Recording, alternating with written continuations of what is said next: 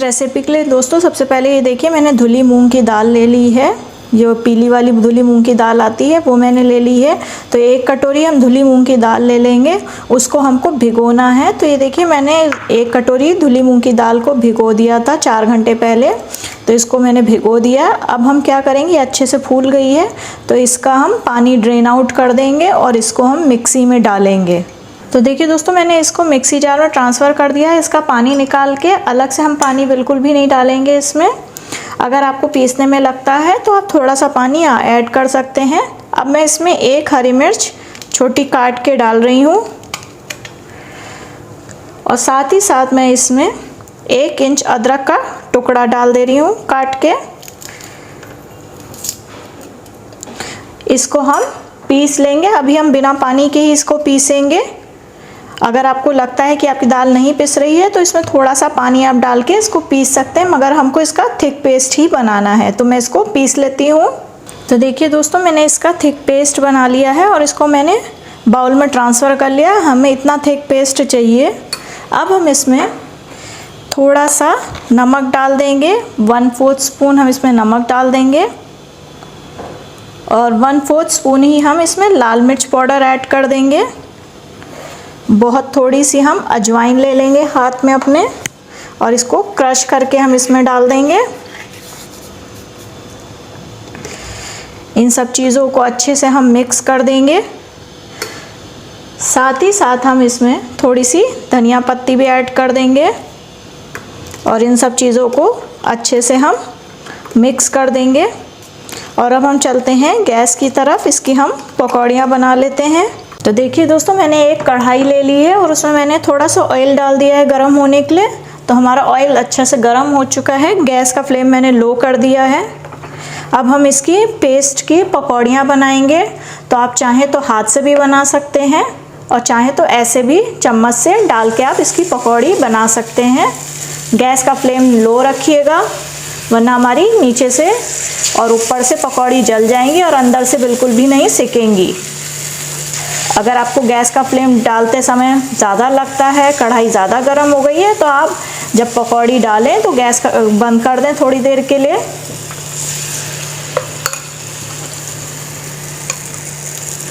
एक बार में जितनी आ जाए उतनी पकौड़ियाँ आप बना लें। बहुत ही टेस्टी बनती है ये रेसिपी। आप भी इसे एक बार ज़रूर ट्राई करिएगा। जब घर में कोई भी सब्जी ना हो तो हम क्या करें, तो हम ऐसे भी इस तरह से भी सब्जी बना सकते हैं। हल्के हाथों से इनको अलट पलट के चारों तरफ से हम सेक लेंगे। तो देखिए दोस्तों ये हमारी पकौड़ियाँ सिक चुकी हैं। अब हम इसको प्लेट में निकाल लेंगे। पेपर नैपकिन के ऊपर निकाल लेंगे जिससे इसका एक्स्ट्रा ऑयल सारा निकल जाएगा। एक बैच हमारा सिक चुका है। अब हम ऐसे ही दूसरा बैच भी सेक लेंगे।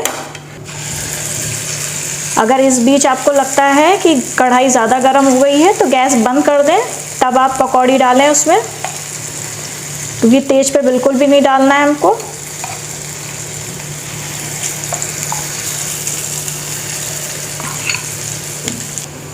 इसको हम सेक लेंगे। और ये देखिए मैंने इसमें से 1 चम्मच के करीब पेस्ट बचा लिया है। इसको हम ग्रेवी में यूज़ करेंगे। तो इसको मैं अलग रख देती हूँ।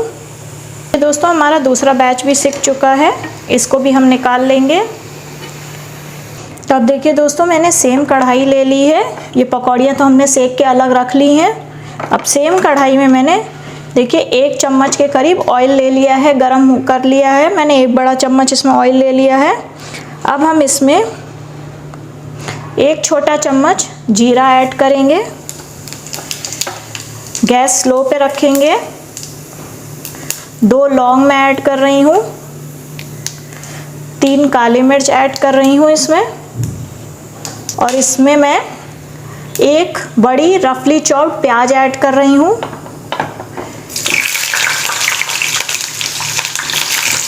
प्याज का हमको कलर नहीं चेंज करना है, बस हल्का सा हमको 2 मिनट के लिए इसको भूनना है। इसी के साथ साथ यहाँ पे मैं 7-8 कली लहसुन की ऐड कर रही हूँ और आधा इंच अदरक का टुकड़ा ऐड कर रही हूँ। ये मैंने फ्रेश अदरक लहसुन लिया है, इसलिए मैं इसी स्टेज पे ऐड कर रही हूँ। अगर आप अदरक लहसुन का पेस्ट यूज़ कर रहे हैं तो जब आप ग्रेवी बनाएं तब आप उसको ऐड करें। यहाँ पे मैं फ्रेश यूज़ कर रही हूँ, इसलिए इसी समय ऐड कर दे रही हूँ। इसी के साथ साथ मैं इसमें एक मीडियम साइज़ का टमाटर रफली चॉप ऐड कर रही हूँ। अब टमाटर को गलाने के लिए हम इसमें आधा चम्मच के करीब नमक ऐड कर देंगे, जिससे कि हमारा टमाटर अच्छे से गल जाए। और इसको थोड़ा सा हम ढक देंगे 2 मिनट के लिए, 2 से 3 मिनट के लिए ढक देंगे, ताकि ये सब चीज़ें अच्छे से मिक्स हो जाए और टमाटर हमारा थोड़ा सा गल जाए। तो देखिए दोस्तों 2 मिनट हो चुके हैं, हम चेक कर लेते हैं। टमाटर भी इसमें से गल चुका है। तो अब हम गैस का फ्लेम बंद कर देंगे और इसको ठंडा हो जाने देंगे। फिर हम इसको मिक्सी जार में डाल के इसका पेस्ट बना लेंगे। तो अब देखिए दोस्तों, मैंने सेम कढ़ाई ले ली है और उसमें मैंने 1 चम्मच रिफाइंड डाल दिया है गरम होने के लिए। इसमें अब मैं रिफाइंड हमारा गरम हो चुका है, तो एक छोटी सी प्याज मैंने छोटी छोटी बारीक बारीक चॉप कर ली है, वो हम डालेंगे। प्याज को हल्का सा हम भूनेंगे, हल्का सा इसका रंग चेंज हो जाए, यानी कि हल्का गुलाबी हमको भूनना है इसको। आप चाहें तो इस स्टेज पे प्याज स्किप भी कर सकते हैं, मगर मुझे यहाँ पे बहुत पसंद है इसलिए मैं डाल रही हूँ, क्योंकि हमने ऑलरेडी पेस्ट बनाया है प्याज लहसुन टमाटर का। आप डायरेक्टली वो भी डाल सकते हैं। तो अब देखिए दोस्तों, हमारा प्याज का कलर हल्का सा चेंज हो चुका है, हल्का गुलाबी हो चुका है। तो इस स्टेज पे हम लाल मिर्च पाउडर डाल देंगे। एक आधा छोटा चम्मच हम लाल मिर्च पाउडर डाल देंगे, जिससे बढ़िया सा कलर आ जाएगा। मिर्च आप अपने अकॉर्डिंग कम ज़्यादा कर सकते हैं, जितना तीखा आप पसंद करते हैं उतनी आप डाल सकते हैं। यहाँ पे आप उतनी ही मिर्च डालें जितना आप पसंद करते हैं, क्योंकि हमने ऑलरेडी अदरक लहसुन के पेस्ट में भी मिर्च डाली है। जो हमने अदरक लहसुन प्याज का पेस्ट बनाया है, ये हमने भून ली है मिर्च। अब जो हमने पेस्ट बनाया था प्याज टमाटर अदरक लहसुन का, उसको पीस लिया था, तो वो मैं इसमें ऐड कर दे रही हूँ। इसमें थोड़ा सा हम पानी डाल के इसको मिक्स कर देंगे। तो देखिए मैंने इसमें थोड़ा सा पानी ले लिया है इसी कटोरी में, और इसको हम इसमें मिक्स कर देंगे।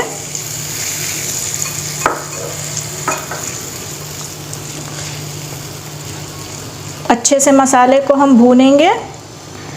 अब हम इसमें जो हमने थोड़ा सा दाल का पेस्ट बचाया था वो भी ऐड कर देंगे।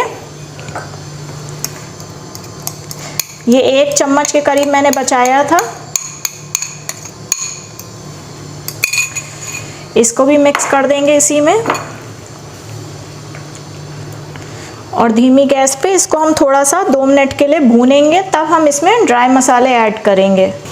देखिए 2 मिनट हो चुके हैं, इसने घी रिलीज़ कर दिया है। अब हम इसमें ड्राई मसाले ऐड करेंगे। तो लाल मिर्च पाउडर तो हमने पहले ही डाल दिया था। अब हम इसके साथ हल्दी पाउडर आधा चम्मच के करीब डाल देंगे। धनिया पाउडर हम 1 बड़ा चम्मच डालेंगे। यहाँ पे मेरा ये चम्मच छोटा है इसलिए मैं 2 चम्मच डाल रही हूँ। आप डालें तो 1 चम्मच ही डालें बड़ा। और थोड़ा सा यहाँ पे मैं 1/4 स्पून जीरा पाउडर ऐड कर रही हूँ, और इन सब चीज़ों को हम मिक्स कर देंगे। इसी के साथ साथ हम इसमें स्वाद अनुसार नमक ऐड कर देंगे। नमक हम ध्यान से डालेंगे, क्योंकि हमने पकौड़ी बनाते समय भी उसमें नमक ऐड किया है। तो जितना ग्रेवी में ज़रूरत है हम बस उतना ही नमक ऐड करेंगे। और इन सब मसालों को भूनने के लिए जो हमारा पेस्ट वाली कटोरी थी उसी में मैंने थोड़ा सा पानी और ले लिया है, वो ऐड कर देंगे। पानी डाल के हम इसको भूनेंगे, धीमी गैस पे रख देंगे। देखिए पेस्ट हमारा कितनी बढ़िया थिकनेस आ रही है ग्रेवी में इससे। अब हम इसको ढक देंगे 2 से 3 मिनट के लिए, या तब तक ढक देंगे जब तक इससे ऑयल सेपरेट ना होने लगे। देखिए दोस्तों 3 मिनट हो चुके हैं, हमारा मसाला अच्छे से भुन चुका है। ये देखिए चारों तरफ से ऑयल छोड़ना चालू कर दिया है। इसको एक बार हम चला देंगे। अब हम इसमें थोड़ी सी ग्रेवी लगाएंगे। तो ग्रेवी के लिए मैं 1 कटोरी पानी अभी इसमें एक कटोरी मैंने इसमें पानी ऐड कर दिया है। ग्रेवी आप अपने अकॉर्डिंग कम ज़्यादा रख सकते हैं। लो टू मीडियम हम फ्लेम कर देंगे, और इसको ढक देंगे और ग्रेवी को अच्छे से हम पकने देंगे। ठीक है दोस्तों, ग्रेवी को पकाते हुए मुझे 5 मिनट हो चुके हैं। तो ग्रेवी हमारी अच्छे से पक चुकी है। अब हमने जो पकौड़ियाँ बनाई थी वो हम इसमें ऐड कर देंगे। पकौड़ी देखिए कितनी हमारी सॉफ्ट बनी है, इनको हम इसमें ऐड कर देंगे और इसको हम अच्छे से मिक्स कर देंगे। पकौड़ी को ऐड करने के बाद हम इसमें 2 से 3 मिनट के लिए और बॉईल आने देंगे ताकि सारी ग्रेवी का जो मसाला है सब पकौड़ी के अंदर चला जाए। तो हम इसको ढक देते हैं 2 से 3 मिनट के लिए, उसको अच्छे से बॉईल होने देते हैं। 3 मिनट हो चुके हैं, हमारी ग्रेवी भी बहुत अच्छे से पक चुकी है, हमारी रेसिपी भी रेडी हो चुकी है। अब हम इसमें थोड़ा सा धनिया पत्ती से इसको गार्निश करेंगे। थोड़ा सा धनिया पत्ती हम यहाँ डाल देंगे और इसको हम हल्का सा मिक्स कर देंगे।